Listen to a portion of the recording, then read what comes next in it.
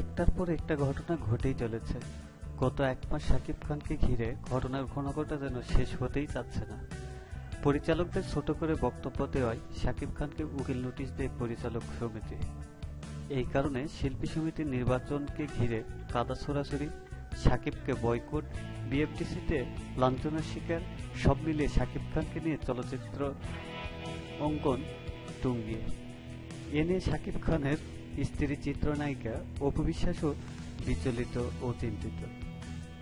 বলা হচ্ছে, এমন সমস্যার সৃষ্টিকারীদের অভিশাপ দিয়েছেন অপু। তিনি বলেন, বেশ কিছুদিন ধরে আমার স্বামীর পিছনে কিছু লোক লেগেছে। তারা একটার পর একটা সমস্যা তৈরি করছে। তারা আসলে শাকিবের ভালো চান না। শাকিব খান তার পরিবারকে সময় না দিয়ে চলচ্চিত্রে সময় দিয়েছে, তার ধ্যান জ্ঞান চলচ্চিত্রে। সর্বশেষ নির্বাচনের দিন রাতে যারা শাকিবকে ডেকেছেন এবং তার উপর হামলার ইন্ধন দিয়েছেন, তাদের আমি অভিশাপ দিচ্ছি।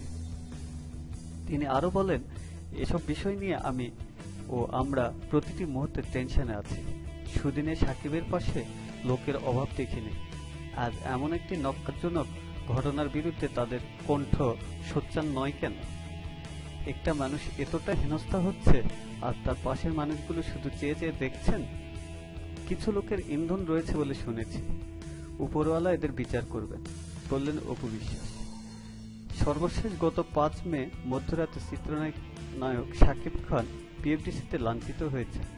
বিষয়টি নিয়ে তিনি নিরাপত্তাহীনতায় ভুগছেন বলে জানা গেছে। দেশের সুনামধন্য এই নায়ক গত ৮ মে তেজগাঁও শিল্পাঞ্চল থানায় অভিযোগ দায়ের করেছেন।